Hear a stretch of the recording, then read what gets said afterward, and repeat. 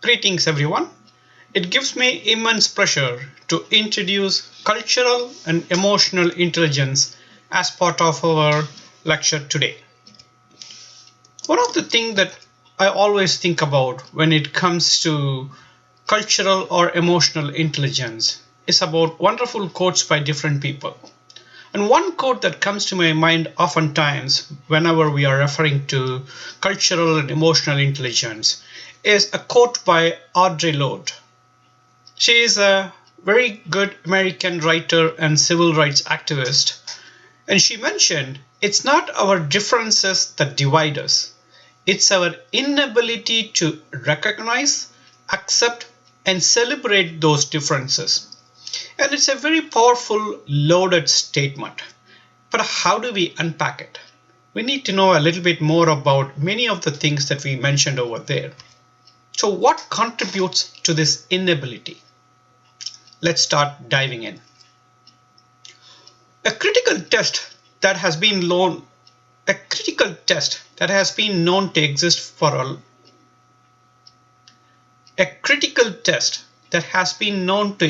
a long period of time is called Socrates test, and it has three important questions that covers five critical dimensions. Let's start reviewing those three questions. The first question is it true? When we are making fact-based observation, it's a lot more easier than getting stereotyped. The stereotype can come from many different reasons as to what we believe to be true, what we have conditioned always to be true, and things of that nature, right? The second question is going to be, whatever we are trying to say, is it going to be kind or good to other people? Now, that actually starts looking at the impact awareness, the awareness about what we are doing, how we are telling, and what the impact is on other people, right? The third question is more about, is it useful or necessary? When we are trying to look into this question, we are focusing on value promotion. How are we actually promoting value? And Socrates mentioned that if we are going to say something that's not true, not kind, not good, not useful, or not necessary, then it's really not relevant to even say it, right? And how does this cultural and emotional intelligence tie into our understanding of Socrates test? We look at three spectrum of intelligence. So at the very first beginning, we are beginning with intelligence quotients. This is what we all are expected to know as part of our upbringing. So we play as we are playing, we are exploring as we are exploring, we are exercising our regimen, and we experiment new things, and we recharge ourselves by repeating the whole process again, right? That gives us more and more conditional learning, and those lessons learned help us try to become better and better. Better and better towards what? That's where we are moving into the second thing called emotional intelligence.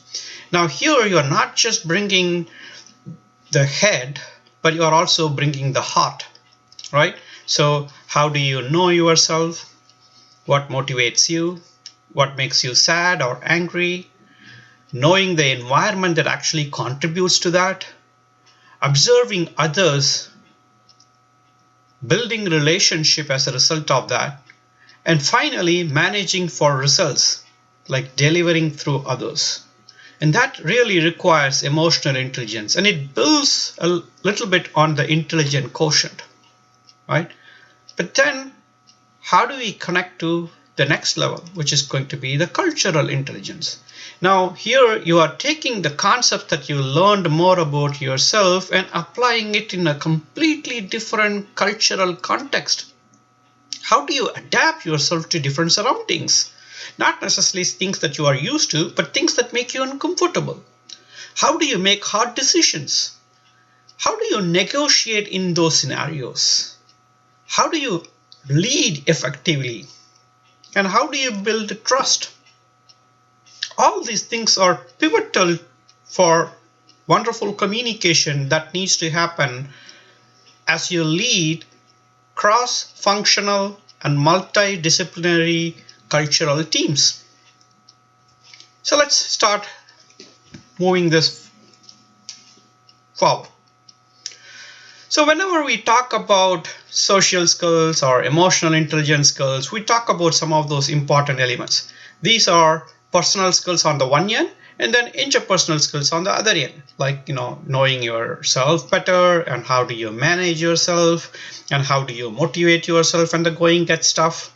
As a result of that, how do you take these and apply in an interpersonal setting, working with others, the social awareness as a result of that, the attention to details, being empathetic with others, building a good social knowledge, understanding of others. As a result of all these things, using verbal and non-verbal syncing to communicate better, acting with appropriate actionable steps, influencing others with or without power, showing concerns for others.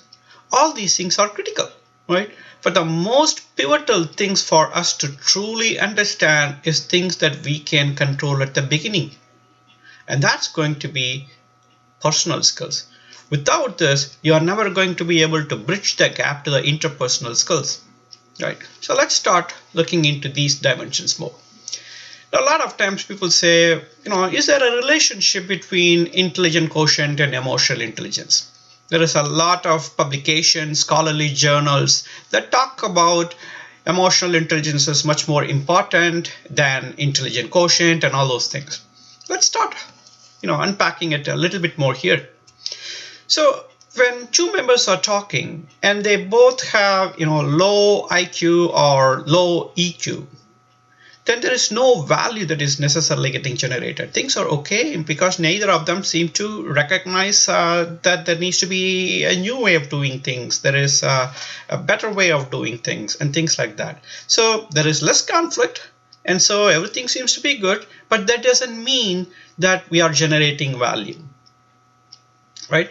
As one person begins to show higher forms of emotional intelligence, that person sees, well, there is a better way of doing things. This is not the only way of doing things. How can we make things better? How can we introduce some radical innovations or inventions? So as we are looking at all these different types of stuff, there seems to be conflict.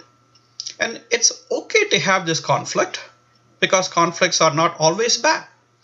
But if the intelligent quotient is always going to be low on the one end and high on the other end, emotional quotient, then there is going to be an unhealthy conflict, which is not good, right?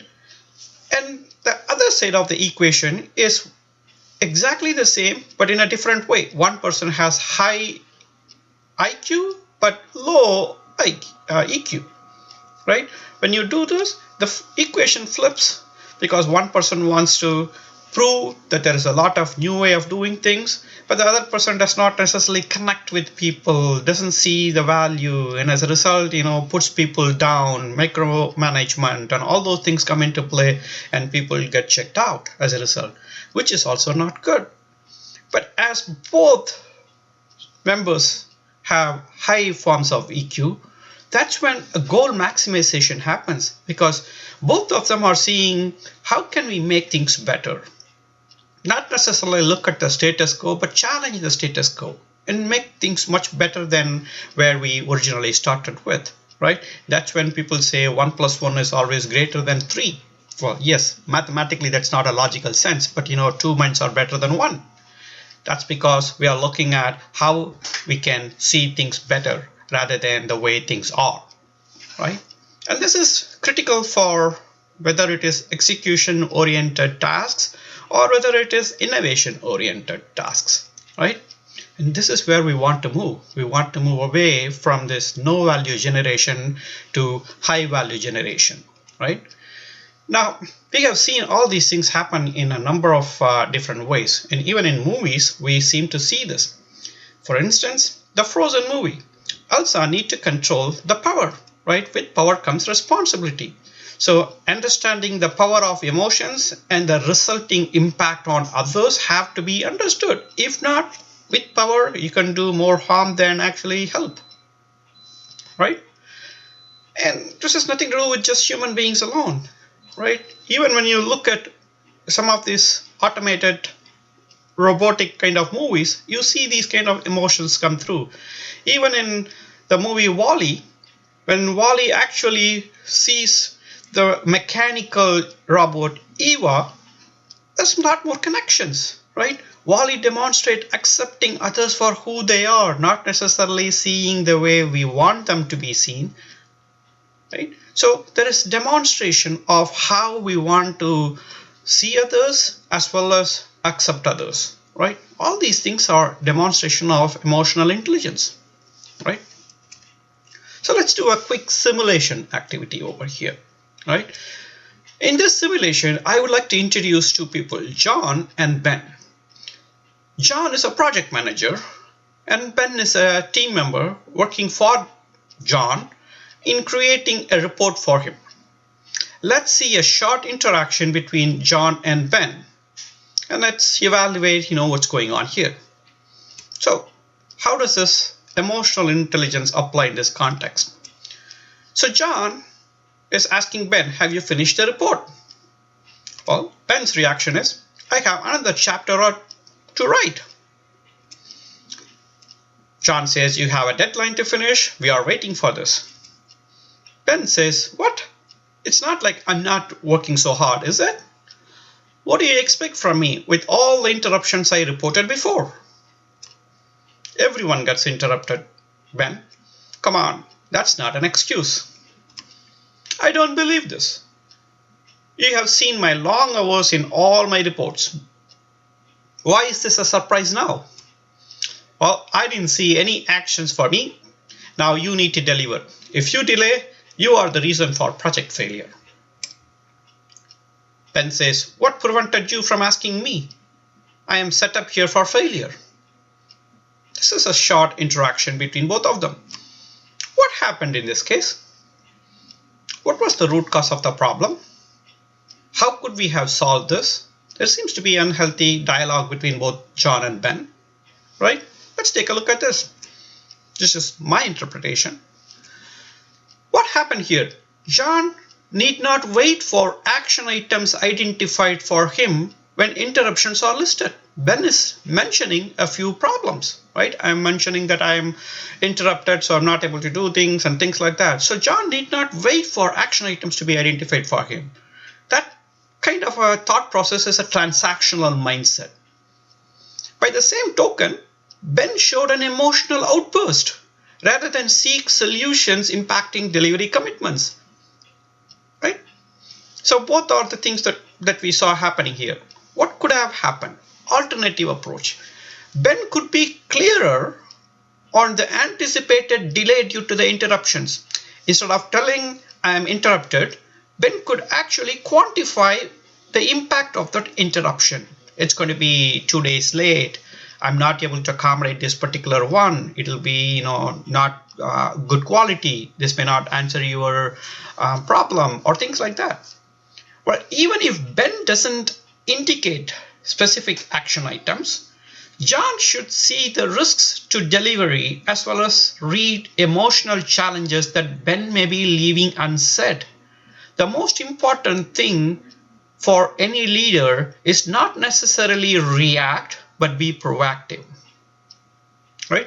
So when Ben listed a few interruptions, as a project manager in a leadership capacity, John should be wondering, what does this risk mean? What's the impact of this risk mean? So active listening is very important. Active listening is also an important ingredient to understand what others are actually leaving, what others are actually including as part of their response, and what kind of support is really required. And that kind of thinking is a transformational mindset. You see, active listening requires not only hearing, but clarifying, interpreting, and properly responding. Right? All those four critical steps needs to happen. In this particular case, none of these things happen. It demonstrates definitely emotional intelligence or the lack of it. So let's start looking at the behavior cycle. When you look at the behavior cycle, it all starts with my esteem, right? My is talking about me personally at this point, right? Me, my self-esteem. Now, depending upon my self-esteem, it influences my behavior, what I do, how I react, and all those things. And then people see what I do, my behavior. And then people react to my behavior. And then people form opinions about me. Their opinions as a result lead to the behavior towards me on an ongoing basis. As a result of their behavior, it's going to be increasing or decreasing my self-esteem. So if you started with a good self-esteem, it's going to influence your behavior. It's going to allow other people to see your behavior and react to that. As a result, they form good opinions about you. And these opinions actually are seen by you, and it increases your self-esteem. And if the opposite is true, if you have a low self-esteem, you act accordingly, you withdraw from solutions, providing alternative ideas. As a result, people see that and form opinions that you are not very supportive and contributing. These, when going for a long period of time, form certain opinions where you are not included in meetings or in communications, and that reduces your self-esteem, and you continue to reinforce what you thought is true. So this is the behavior cycle. Great. Now that we know the behavior cycle, let's see how we can use emotional intelligence to change our behavior. For instance, for my esteem, artificially boost your own view. Do a little SWOT analysis, strength, weakness, opportunities, and threat, and try to be where you want to be, put your goals, and do some self-talk, right? As you are doing that, you are influencing your behavior. Instead of reacting on impulse, you try to actually do things a little bit differently from normally how you do. And people observe that behavior. And when they are observing the behavior, you also observe any stereotypes that they may apply. As a result, see how your behavior is interpreted as a reaction to yours. And if there are certain things that are incorrect about the wrong stereotypes that they may have applied, it's your time to right now act assertively and correct their opinions about you, right? While you do that, you have to also accept that not everybody is going to be good at presenting themselves right. And so there may be an opportunity where you got things incorrectly, or when they present their thoughts, you still feel like it's incorrect, but you agree to disagree and move on. Because you are insulating yourselves from others' incorrect behaviors and incorrect bias. It all comes down as a result reinforcing your self-talk, right? So practice positive self-talk. That's one important way as to how you can use emotional intelligence to control yourself. I hope you are able to understand that self-awareness and self-management aspect of how these two things work together as part of your practicing self-talk. Now let's move on to the next stage. Okay. Now that we know this, let's say how we can actually increase our self-esteem. Now let me give you another quick demo here. Let's think of Mary. Mary says, I feel lost. My job was my whole life, and now that I have been made redundant, there is nothing I can do. This is a very common thing about many people today in the corporate world, right? People lose their gainful employment as a result of involuntary or voluntary separation. It need not even be professionally associated at all. It could be something that we do in our personal life. So many things happen where we feel like, okay, I'm lost, right? What happens over here? So when you look at this, Mary's world was fully revolving around one particular thing that's called job, right? When that job, for which you do not always have complete control over, when that actually moves away, we feel a huge vacuum. And we cannot replace that time with anything else. As a result, we go into all these depressions and many other things that are not necessarily conducive. What we should have done is something different.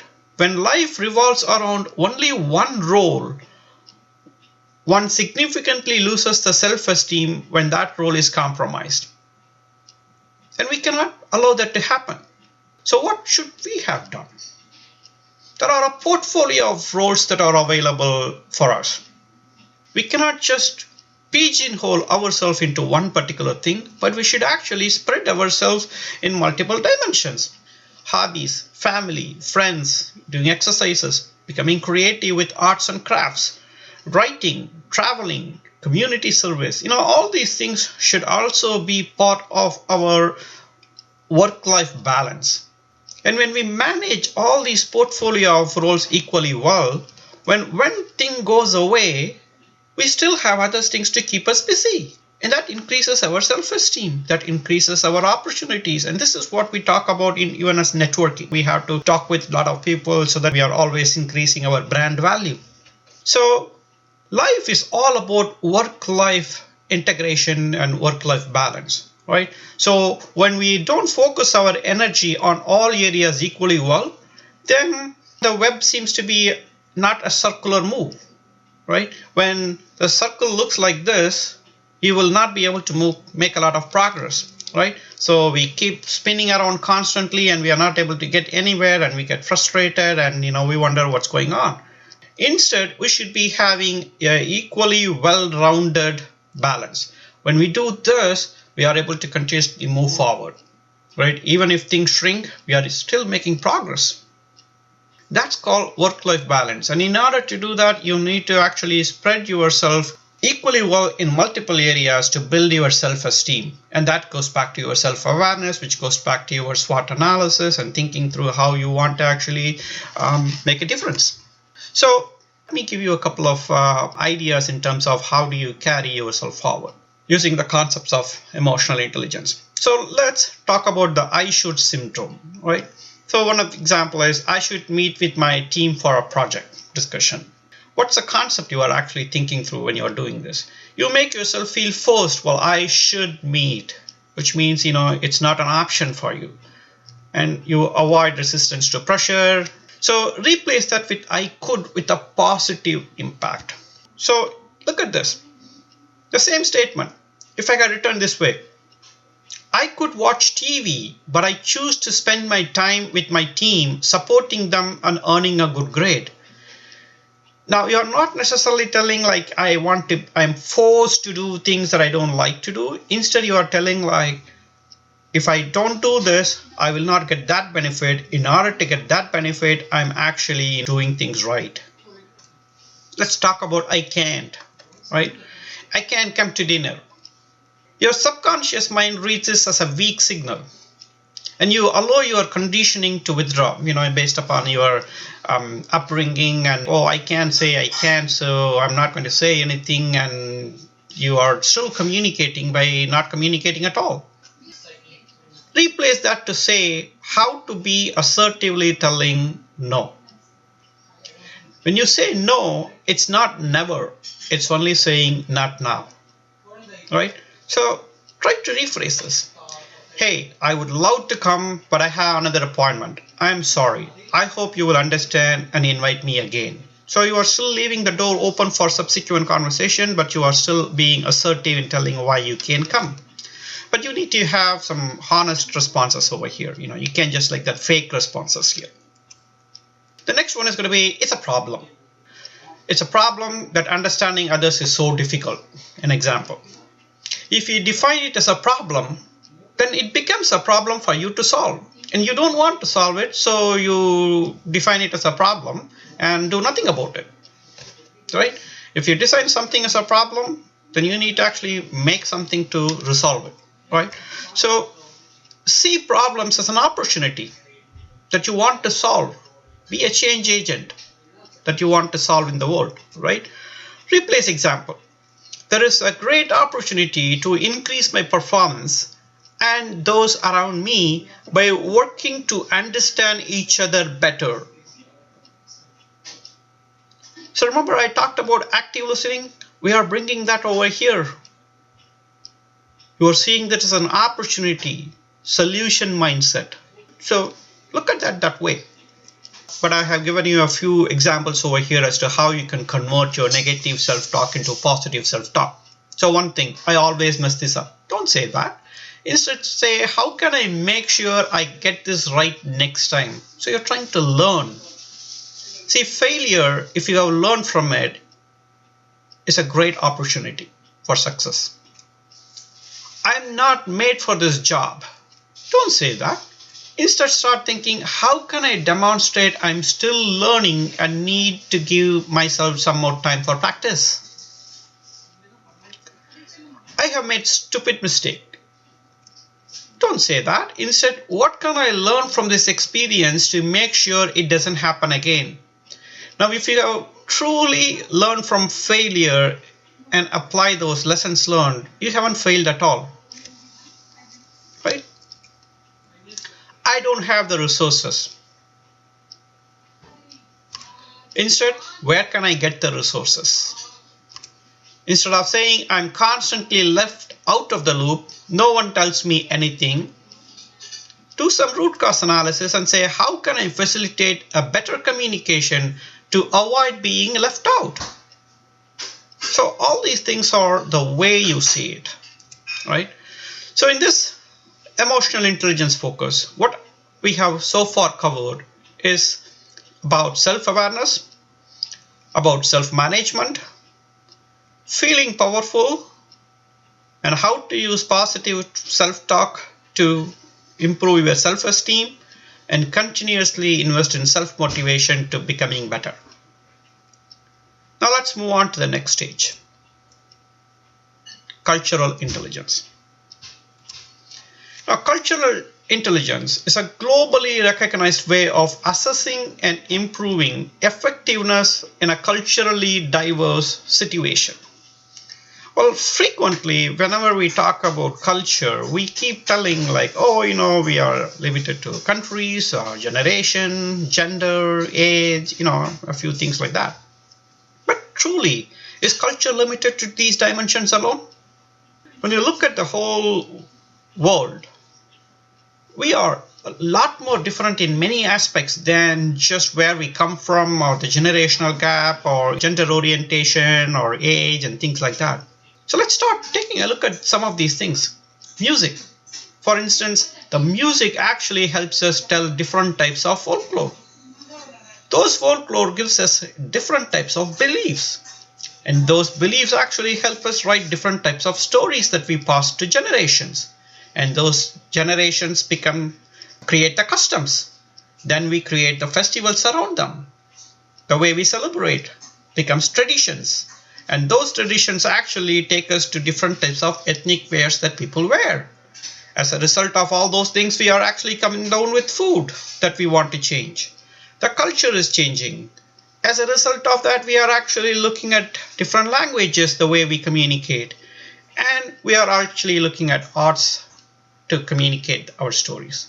So you see, we are richer than we think we are using cultural diversity. So when you start looking at this, it's very easy to say when everything goes fine, life is great. But when the going gets tough, how do you hold it? When you are suddenly put in a situation where that's not your norm, how do you hold it? A rough sea like this, how do you hold yourself? Right?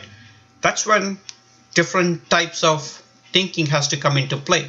The art of delivering change is understanding the science behind delivering through diverse people spread across the culture, requiring all leaders to go beyond emotional intelligence and become versatile in cultural intelligence.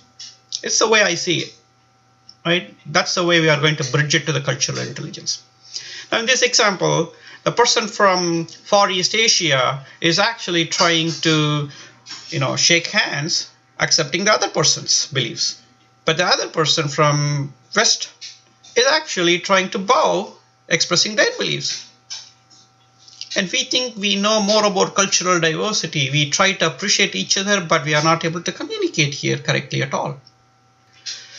So I want to give you a personal example. It was about 1998. I was working for a company that had acquired an Indian strategic partner. Some Indian members of that partnership organization were already in the United States at the time of this acquisition, around 1998. As part of that acquisition, the holding company cut several positions in the partner organization in both the locations, both United States and India. So, just like any other organization, the emotions were very high and the employee morale as a result was very low due to staff reduction and organizational restructuring.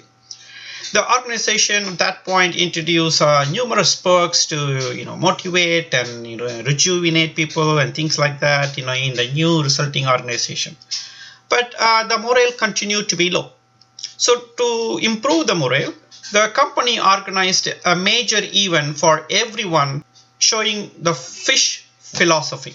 So let's take a look at what that fish philosophy was. Now, I'm not going to play this particular video here, but I have posted this video in the supporting materials and I would like you to actually check it out. Now, this fish philosophy is foundationally about how to improve teamwork, customer service, and retention. And so the idea was that people will take fish in the fish market and will just throw it to the next person, and the next person will throw it to the next person before it is actually processed. So please go ahead and check that video. But what happened here was almost all the members of the partnership organization walked out when this video was demonstrated and how we want to come together as a new holistic organization, improving the morale. There was a dinner that was organized and nobody showed up for that dinner, from this partnership organization. Management was puzzled. What went wrong here? Not sure what's going on. There were some unexpected people leaving the organization that followed, in the next week or two. So it was really puzzling. What's going on here? So why did this happen? Most of the members of the partnerships organizations were vegetarians. To show this fish video with throwing fish all over the place was not very much welcome. Most members came from one religion where the bodies of the dead were expected to be respected, difficult for them to digest. Many people had regional belief that the food, doesn't matter what type of food it is, has to be treated with respect. When that was not the case, people were not able to resonate with that. So the result, morale further degraded. So this is opposite of what we expected. And leadership came back and apologized.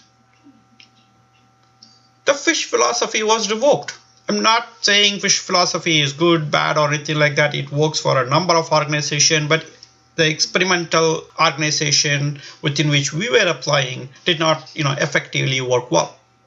So even Mona, when you look at that particular movie, Mona had to adopt her ways of using cultural intelligence to Moi's help. Going and telling, I need this, I know who I am, I know who you are, getting me to help is not going to necessarily work. And we have to understand why Moi did not want to actually do this. Culture, as a result, doesn't come in one size. So when you look at this idea behind culture, you have to start looking at different things. Normally, whatever we agree as acceptable may not necessarily be acceptable. So for instance, eye contact. Direct eye contact means respect in some cultures, but direct eye contact could actually mean insubordination and disrespect in some other cultures. There are countries where I have worked projects where I cannot have an eye contact with other individuals because they will not give eye contacts at all. Right? That doesn't mean that they are less appreciative of the project or not contributing to the project or anything of that nature. Right? The next one is going to be speaking up. Sometimes speaking up demonstrates confidence and control. Sometimes silence actually demonstrates exactly that. So the opposite of what you think you are doing is going to demonstrate the same result in different countries and different cultures, right? So a dad crying in front of his daughter communicates weakness in some cultures, and people don't cry in that case, right? So different things come in different shapes and sizes. So we need to understand all these things before we can actually play equally well in those other areas and other different surroundings, right? So cultural intelligence encompasses three critical dimensions, which is going to be the cognitive dimension, behavioral dimension, and motivational dimensions. Okay, how we perceive, how we behave, and how we motivate ourselves. So let's take a look at some of those things. Cultural intelligence has four dimensions. The first one is called the drive. And here we are talking about the level of interest, individually we have in the persistence with which we are trying to understand that, and the confidence during multicultural interactions. You see, as a result, emotional intelligence is very critical, because if you are not having that personal dimension about self-awareness, you're never going to be able to move into this dimension at all. You will go into the self-fulfilling prophecy that everything that you know is correct, right? So what's your motivation to learn about diverse cultures? The next one is going to be the knowledge. As you are trying to learn few new bits of information, you are processing them, and that understanding about how cultures are both similar and different. When you do certain things in certain cultures and when you don't. And when you don't make observations that are necessarily appropriate. What cultural understanding in what specific context do I need? Now you are moving into how do I use my knowledge to apply in a context. Then comes the strategy, right? The awareness and ability to plan for multicultural interactions. When you are introducing a large change management as a result of what I was mentioning, you need to start thinking through what are all the different makeups of our cultural population, what they like, what they don't like, how they will react, how they will not react. It's about risk mitigation, how you identify the risk and how you address the risk. So how should I adopt and how should I evaluate my progress in these scenarios, right? The next one is going to be action. The ability to adapt, not just adopt, adapt when relating to and working in multicultural context, right? Here is when you are looking at what's my action plan to continuously improve, because every cycle is actually giving you new knowledge, new information, and unless otherwise you have the interest and persistence, you will never continue to actually improve yourself and will never have that confidence. As soon as you break this cycle, you are going to actually start not necessarily knowing all the required knowledge and not necessarily have the drive. And that's all the more reason why we oftentimes keep repeating continuous improvement, the Kaizen mentality, lifelong learning, right? So let's go a little bit more deep into these dimensions, okay? And there are a lot more to these drive, knowledge, strategy, and actions. When you look at the drive, you are looking at what intrinsically and extrinsically motivates other people. What do you know? What are the things that you don't know? Your gap analysis, and as a result, the self-efficacy, right? What new knowledge you are forming. And that knowledge has to be augmented by new information about how you form new values, how appreciate other values, what kind of systems thinking you are trying to bring up, what leadership components you have to adapt at different points in time, those things. And these things actually move into the strategy, which is more into the plannings at this point about, how do you check yourself, the checks and balances that you want to have, the awareness that you want to continuously have, as a result, the detailed planning that you need to have. And on the action side, how you communicate, through verbal and non-verbal means to speech acts, how you actually bring up a number of different things so that you are bringing everything as a holistic whole. So personal Kaizen, you need to invest time in your own individual improvement, continuous improvement. That personal Kaizen focus and personal awareness are critical to cultural intelligence. The second one is cultural intelligence extends from emotional intelligence, as it puts a unique lens to social and relationship dimensions. Remember the other half that we talked about? It puts a new lens to how you see them. So we're trying to bring everything into this whole idea about how you use emotional intelligence as the base to actually build on it. So there are 5 essential steps to building this cultural intelligence. And again, these things span across these cognitive, behavioral, and motivational dimensions, which we talked about, the 3 focus areas, right? The first is having an open attitude. Remember, I talked about the stereotyping. The more bias that you have, the more you will never be able to move forward. So remove both the cognitive and motivational bias. Only when you are doing that with an open attitude, you will become self-aware. What is it that I know? What is it that I don't know that I need to get to know more about? Then try to have an intense interest to develop the cultural skills. Know more about the cultures. There are a lot of different cultural instruments available at this point, but know more about them.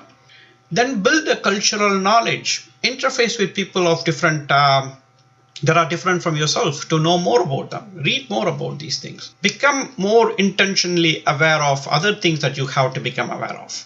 When you try to build these 5 steps consciously, it's easier to build cultural intelligence. Now, there are a number of instruments that are available. One such instrument is intercultural communication edge. Instrument has 4 different dimensions: the messaging, the sensory style, the time management style, the relationship style. We talked about some of these concepts already. And on the individual side, it helps you with communication effectiveness, increasing your competence at the global level, effectiveness with the team, brings agility, both personal and professional agility, improves your cultural intelligence without a doubt. Organizational side has a lot of impact too. So it manages different types of communications with different people, up, down, and sideways, and establishes global relationship. And it helps you build successful teams, onboard and retain top talent, maximize the value of diversity and inclusion. So it's just one instrument. So how do you actually develop the food for thought? Ask powerful questions. Distinguish different perspectives from yourself and build the self-awareness. Recognize the complexity of the entire system. Avoid stereotyping. Respect the differences. You can agree to disagree. Listen actively. Those 4 stages that I talked about: hearing, clarifying, interpreting, and responding. Be honest. Can't say much about that. Be honest. Be flexible. And think twice, at a minimum, right? Before you make opinions or factual discussions or things like that, and go back to that Socrates test. So when you do these kind of things, you are at least intentionally developing an approach to build cultural intelligence and know more about others, so that you can live in an environment that's much different from where you are. So one of the quotes that I want to leave you with is from Anais Nin, who said, we don't see things as they are, we see them as we are. So the more we change ourselves, the more life will change, right? And that's one of the reasons why cultural intelligence is the basis for how we effectively communicate and how we effectively manage change. So what have we so far covered? The 3 focus areas: the cognitive, behavioral, and motivational aspects. The 4 are the drive, knowledge, strategy, and action. The 5 steps are open attitude all the way to becoming culturally aware, understanding the personal and professional impact, basic steps to developing cultural intelligence. I hope this helps you give you a very good overview of what emotional intelligence is and how it forms the basis for cultural intelligence. Thank you very much.